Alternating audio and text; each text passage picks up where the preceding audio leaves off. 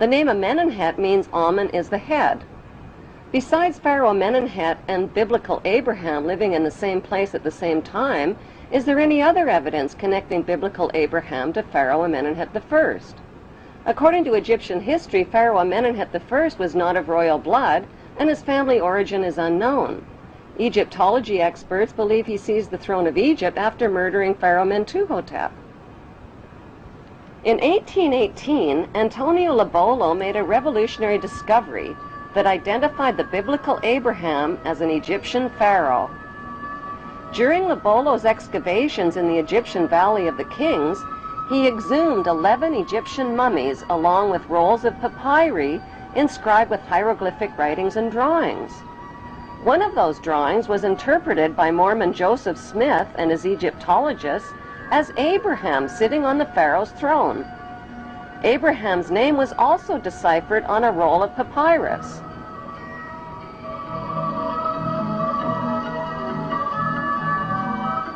Joseph Smith published his controversial findings in the Book of Abraham in 1842 and was murdered 2 years later. Today, the only Egyptian pyramid tomb forbidden to the public is the tomb of Pharaoh Amenemhet I, who many researchers now believe is the biblical Abraham. Why have Egyptologists never found the remains of Pharaoh Amenemhet I or a biblical Abraham?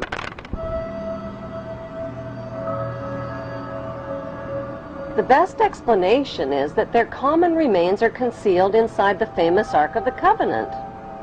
The Hollywood movie Raiders of the Lost Ark was about the search for the lost Ark of the Covenant. According to the Bible story, the tablets of the 10 Commandments given to Moses by God were stored inside the Ark.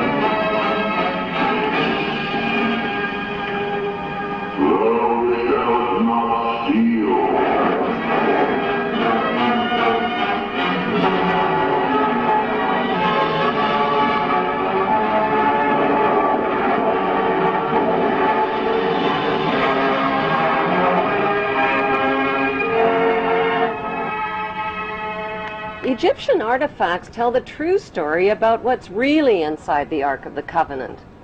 The Ark of the Covenant is, in fact, an Egyptian canopic chest, where the dried organs of royal kings and pharaohs were stored, not the 10 Commandments.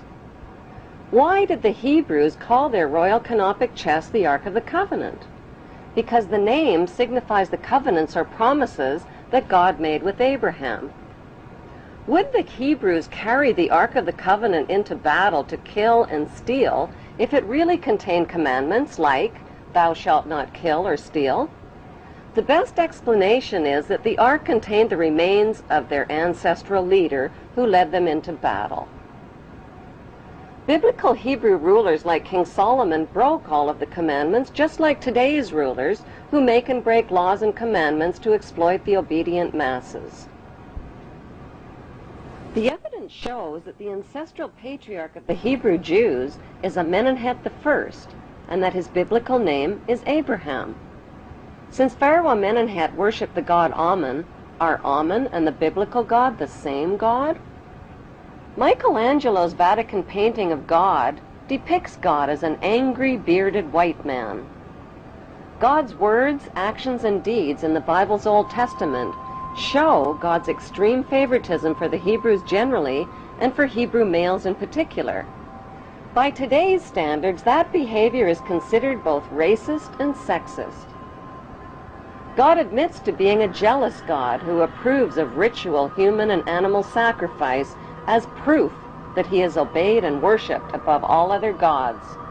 He terrorizes, punishes, and kills the enemies of the Hebrews.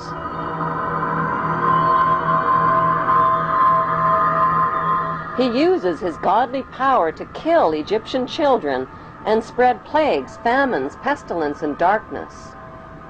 He magically turns staffs into deadly venomous snakes and turns the Nile River into blood. Like the biblical god, the god Amun-Ra also turns the Nile River into blood in the Egyptian myth of Hathor. The Bible God's opinion of humanity is that all human beings are sinful children who are all born into sin. Since his words and deeds describe an angry, violent, and jealous God, are the biblical God and the ancient Egyptian god Amun, whose name is repeated over and over in the Bible, one and the same God? What is an Egyptian pyramid and the eye of the Egyptian god Horus doing on the American $1 bill?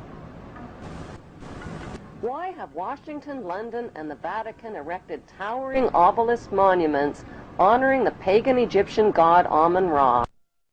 In the next Bible episode, Abraham's son Isaac, who Abraham almost stabbed to death, grows up to father twin boys named Jacob and Esau.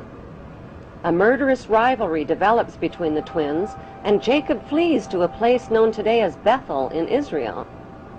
He lays his head down to rest on a large, smooth stone and dreams of a stairway reaching to heaven like a ladder. The stairway in Jacob's dream describes the step pyramids built by Egyptian pharaohs like ladders reaching to heaven. The symbolic stone where the Hebrew Jacob laid his head thousands of years ago in Bethel is alternately called the Stone of Jacob, the Stone of Destiny, and the Stone of Scone. Today, the symbolic stone can be found underneath the British throne chair on top of the symbolic step pyramid where the Queen and other British monarchs have been crowned. The battered oak coronation throne, on which every English monarch has been crowned, is built over the Stone of Scone. As the Bible story continues, God promises Jacob that a nation and a company of nations shall come from him, and kings will spring from him. Jacob marries 2 of his girl cousins and fathers 12 sons. As Jacob ages, Joseph becomes his favorite son, and Dan becomes his venomous son.